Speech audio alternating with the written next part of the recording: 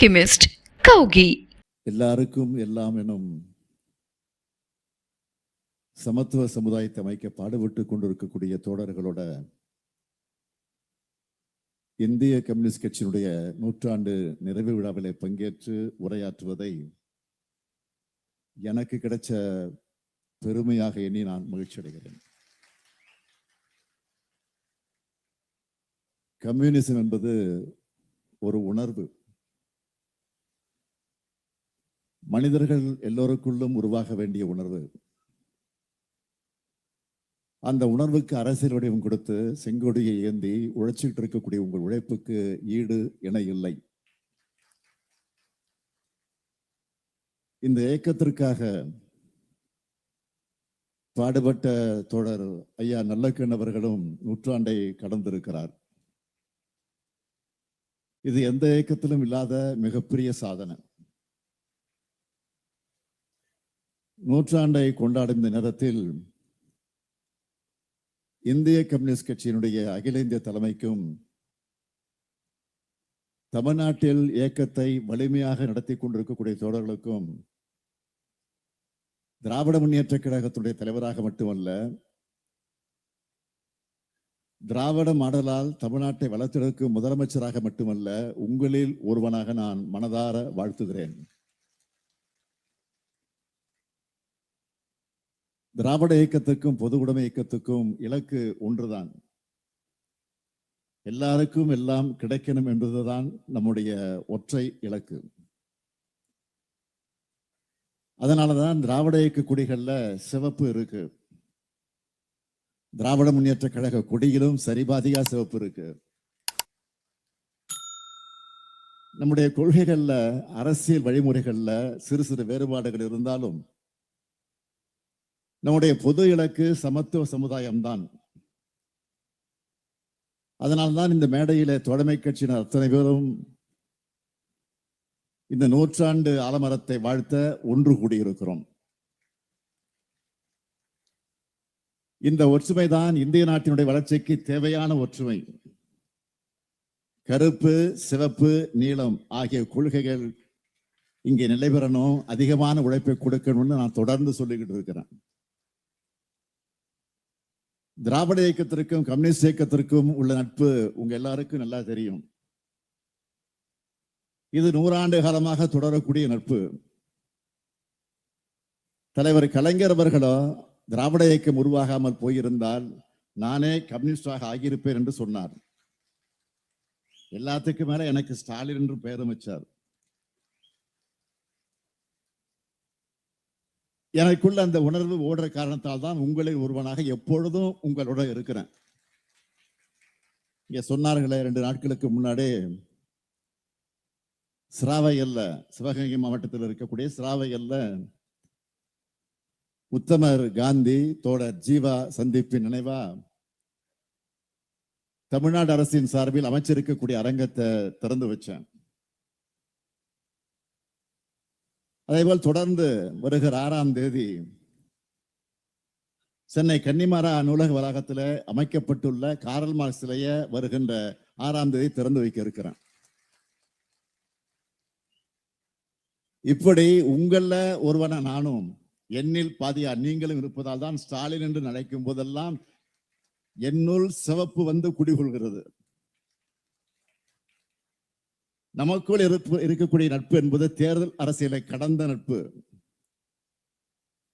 சாதியவாதம், வகுப்புவாதம், பெரும்பான்மைவாதம், எதேச்சதிகாரவாதம்னு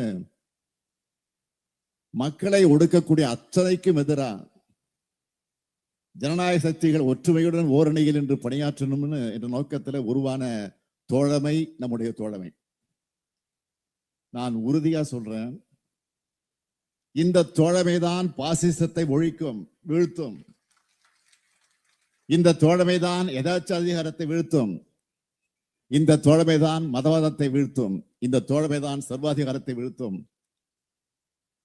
நம்முடைய இந்த நோக்கங்களுக்கு எதிராக இருக்கிறவங்க என்னென்னவோ கனவுகளை கண்டாங்க. இந்த ஒற்றுமையை சிதைக்க முடியுமான்னு பார்த்தாங்க. ஆனா அவங்களுடைய எண்ணங்கள் தான் சிதைஞ்சு போயிருக்கு. நம்முடைய இந்த தோழமை எந்த சக்தியாலும் பிரிக்க முடியாது.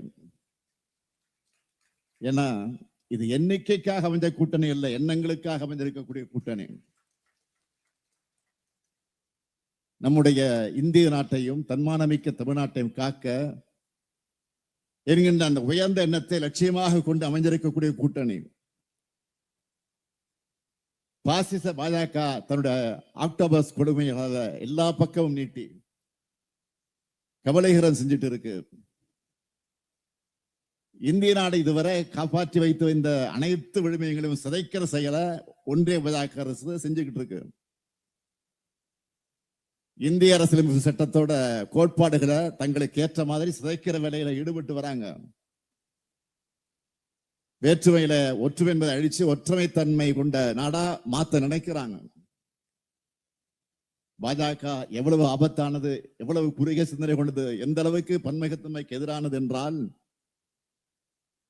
அவர்களை பொறுத்த வரைக்கும் ஒரே நாடு என்றால் அதுல ஒரு மதம், ஒரு மொழி, ஒரு பண்பாடு, ஒரே ஒரு தலைமைதான் இருக்கணும்.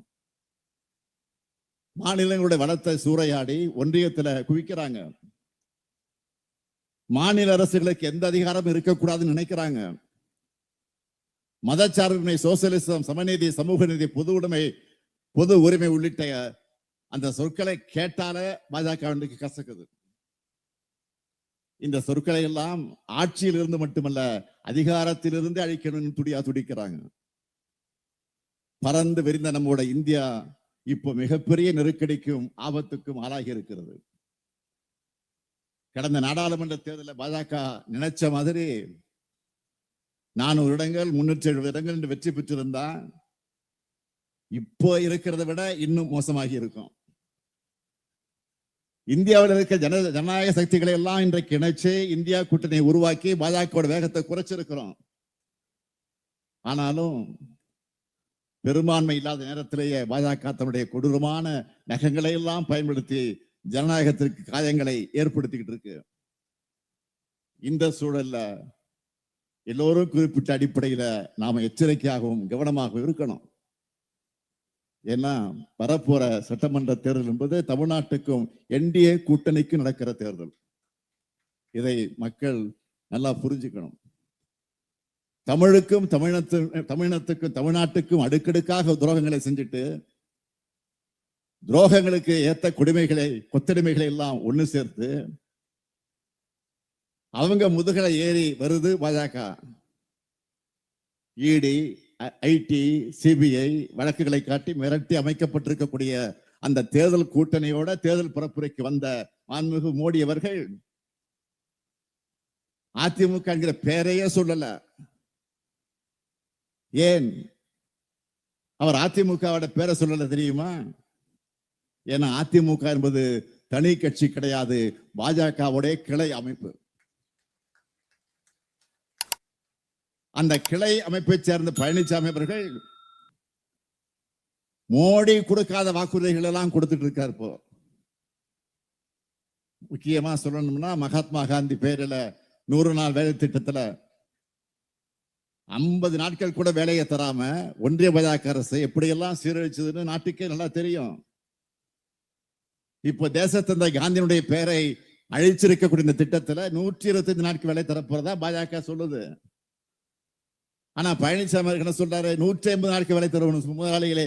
அந்த முதலாளிகள் மிஞ்சக்கூடிய அளவிற்கு பர்ஃபார்மன்ஸ இன்னைக்கு பண்ணிட்டு இருக்காரு அவரு. தமிழ்நாட்டில் எப்படியோ தோல்வி உறுதி என்ற காரணத்தினால பாஜக அரசும் இந்த பட்ஜெட்லையும் நம்ம புறக்கணிச்சிருக்கிறாங்க. இந்த லட்சணத்துல நேரடியா பாஜக ஆட்சின்னு சொல்ல கூச்சப்பட்டு டபுள் இன்ஜின் ஆட்சின்னு சொல்லிட்டு இருக்காங்க.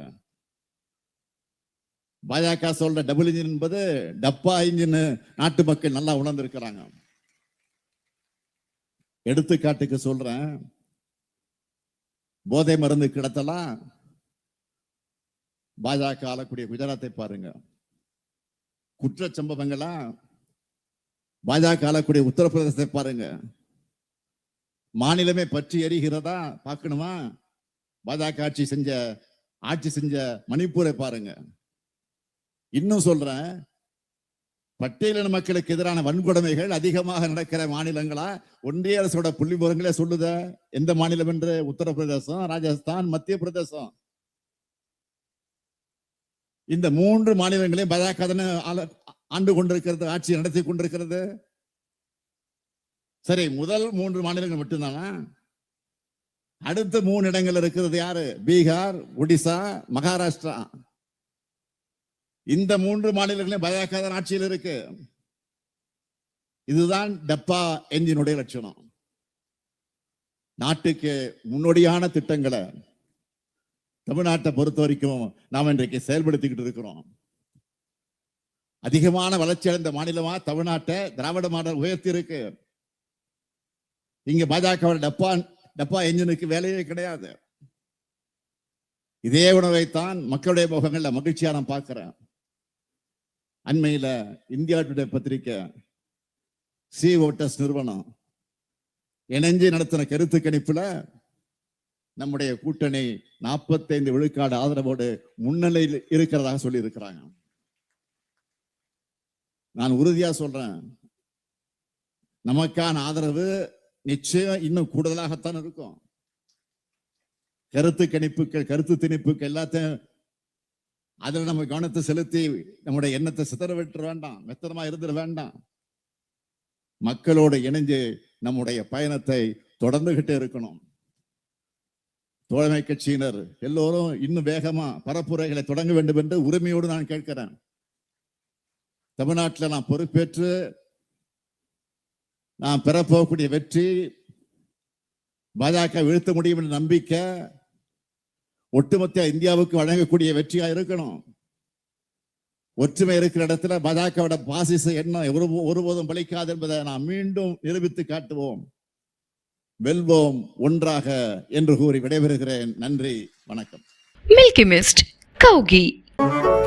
மின்னம்பலம்.com தமிழின் முதல் மொபைல் பத்திரிகை.